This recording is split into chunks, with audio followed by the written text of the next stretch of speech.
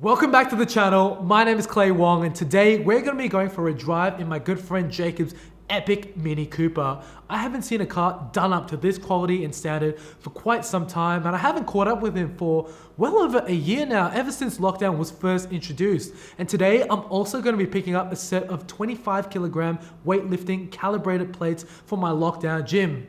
And as you can see, we are in that facility right now. I've been using this place as my outlet as well as my powerlifting gym to get myself up for nationals, which is happening in 4 weeks time. And I didn't realize lockdown would be happening for such a long period of time. And so I've kind of run out of weights. Getting that extra 50 kilos will give me a grand total of 250 kilos here in my lockdown gym. So it's going to be a really great help. And conveniently, Jacob lives right next door to the cellar. So he's going to help me bring it out, because this is our last day of freedom before we end up in lockdown once again.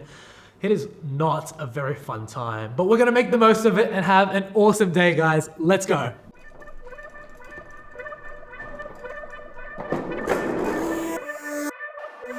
Look at this thing.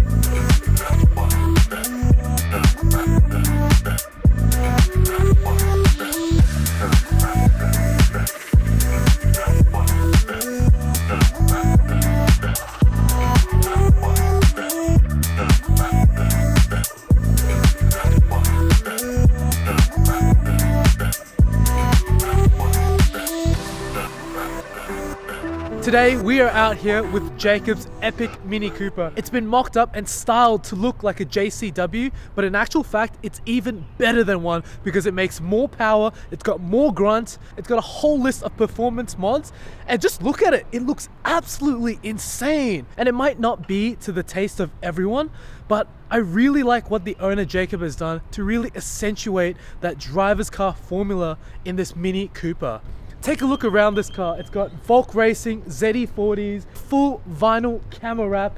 It's got the two-tone feel of that Mini Cooper, as all of these cars are. It's got a very aggressive rear diffuser with that JCW exhaust system. The bonnet, the guards, the fenders, everything has been custom made to enhance the aggression of this car, and straight away you can see it. There's so many louvers, vents. If you guys have a really good look at it, there's actually a blacked out intercooler, and that actually feeds more cool air into the motor. And this is a 4-cylinder 2-liter turbocharged petrol engine from factory. These cars were good for making 141 kilowatts of power at the crank, but now with the stage 2 performance upgrades, it's now pushing out a whopping 200 kilowatts of power at just the front wheels. That's insane. And this car is just over 1,200 kilos, so it's a pocket rocket, and honestly it really looks like one as well. Let's go and meet the owner Jacob and see what he reckons about the car before we go and take this thing out for a blast. All right guys, I'm here with my man Jacob. Hey man, how are you? Good man, how are you? Very well, thank you. That's the way, man. Tell me about your killer car over here. Well, I've done quite a bit to it. Unfortunately, I spent quite a lot of money on it, but I love it. It's my pride and joy. I love things that are loud, that are fast, and I try to put that all in this car, and pretty much that was the final result. I've got a couple more things to do, which I'll keep on the down low for now, but other than that, I'm really happy. And I get a lot of comments when I'm driving and people pulling up next to me saying, hey man, I can't see your car, because obviously it's camouflage, so they try and make a joke out of it. Look, my favorite things are the things which I guess you can't really see, like for example, like the whole car, right? The whole car, but even the rods. I love how there's so many vents all over the car, which are all functional. These ones and these ones here on the side. You've even got vents on the side fenders, which I love. The raised wheels are definitely some of my favorite. I love how the bronze really connects well with the wrap. And this wrap was originally designed by a guy named Ali at Wanted Tinting. I love how the car looks today. So with all of these things done, does it drive like a go-kart? Because it looks pretty darn quick. It definitely does, and it does lose traction at sometimes as well, even during the dry weather. So really? Yeah, like you got to be careful, I guess. That's intense. I've never driven a Mini Cooper before, so this is gonna be my first taste behind the wheel of an F56. What do you think about the whole BMW takeover for Mini? I think it was a great, a quarter combination, because they sort of combined the original idea of the Mini with the new idea of the BMW. So when they combined it together, they pretty much produced a new German powerhouse, which is great for inner city driving. If you live in areas like South Yarra, close to the city, it's very easy to just get around and boom, you're there. So with all of that information out of the way, I think we've got a really good idea of what this Mini Cooper is all about. Let's jump behind the wheel and see if it can be a contender of a pocket rocket hot hatch in today's society.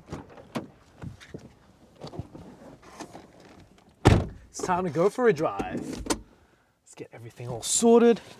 Seatbelts on. I've never driven a Mini Cooper before, so this is going to be a good test of how this car actually fares. The start-stop button is actually really reminiscent of a fighter jet, kind of like one of those Aventadors, which is really neat. All right, put the car in reverse. Let's get this thing out of here. So this is a very small car. It doesn't actually span more than 4 meters in length, which is nothing.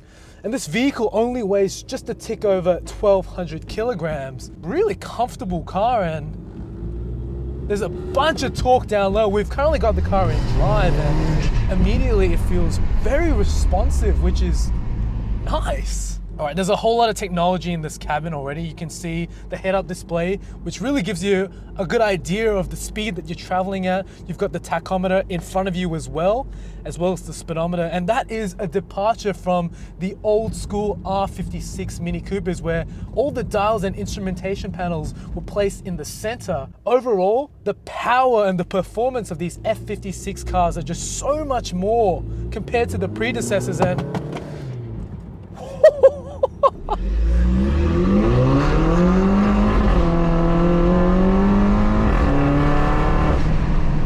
this car has 6 gears. We've got it currently in third. We can drop it down into second.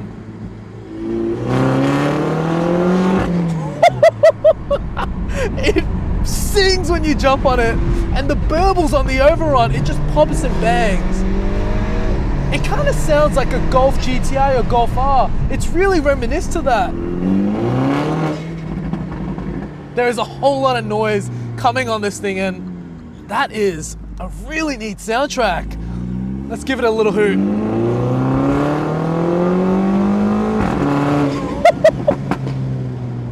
Okay, this thing is seriously loud.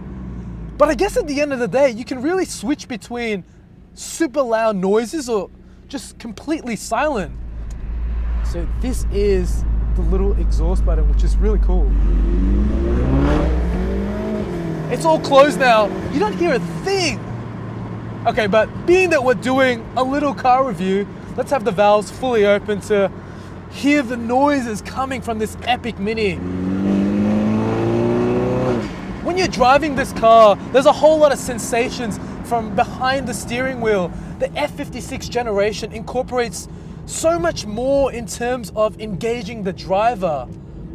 And that's really what this car is all about. It's about the feeling from behind the steering wheel.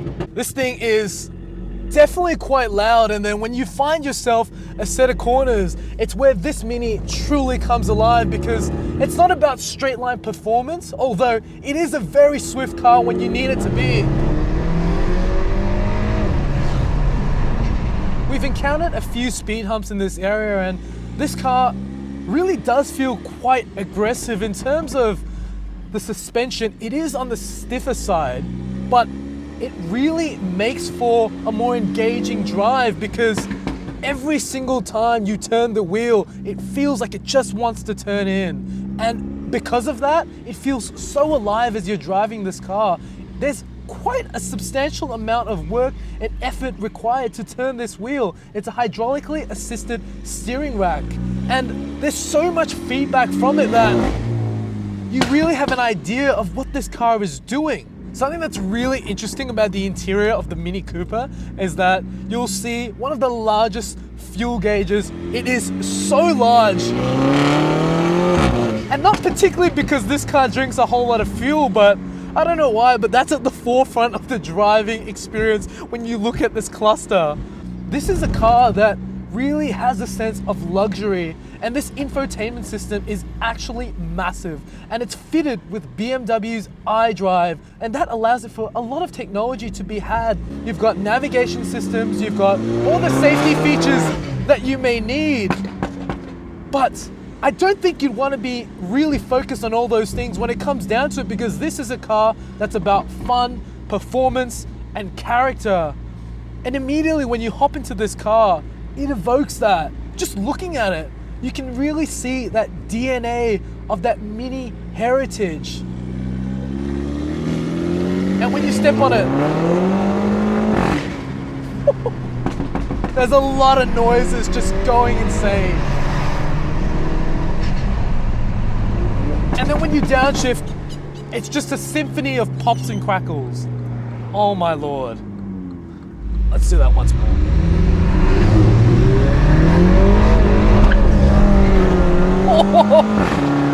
It struggles to get traction when you really drive this car spiritedly, but that's part of the charm about this car.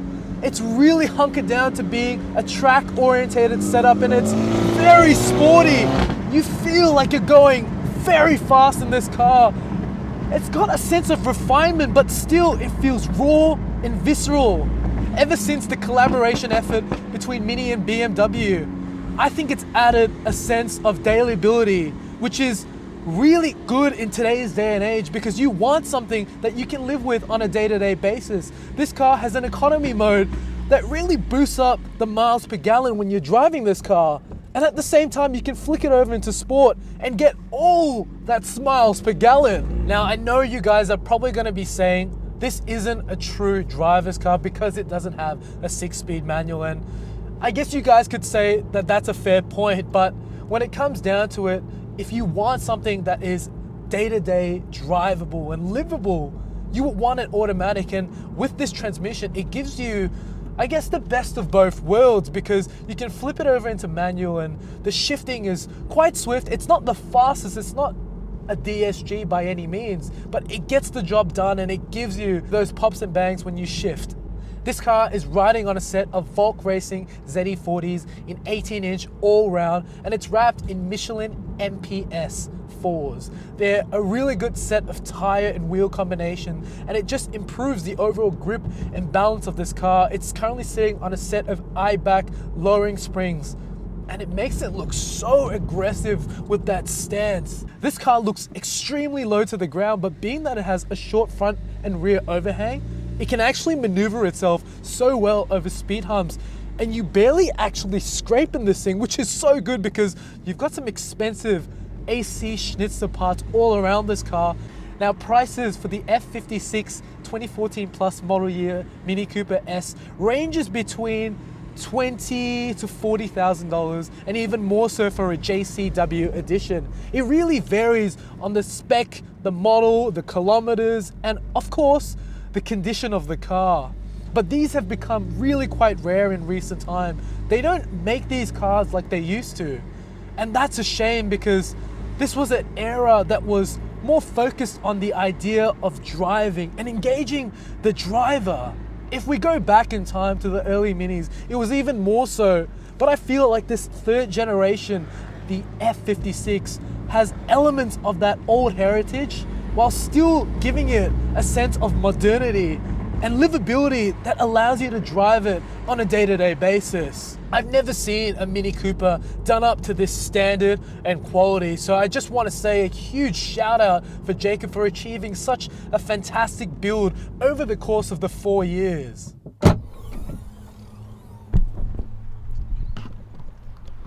Wow, I had such a blast driving this sick Mini Cooper S. I really want to say a huge thank you to the owner Jacob for allowing me to drive his pride and joy. This car has really been such a unique experience. I've never driven a Mini Cooper before, and having the opportunity to see what this car is all about really has me growing more and more fond of the Mini Cooper lineup. Huge shout out to Jacob once again. My pleasure, thank you. Thank you so much, man. All good, brother. I'll leave all of his details in the description box below, so be sure to follow his Instagram, because and Ishpig too. Ish big. Because I can't wait to see what else he has in store for the Mini Cooper.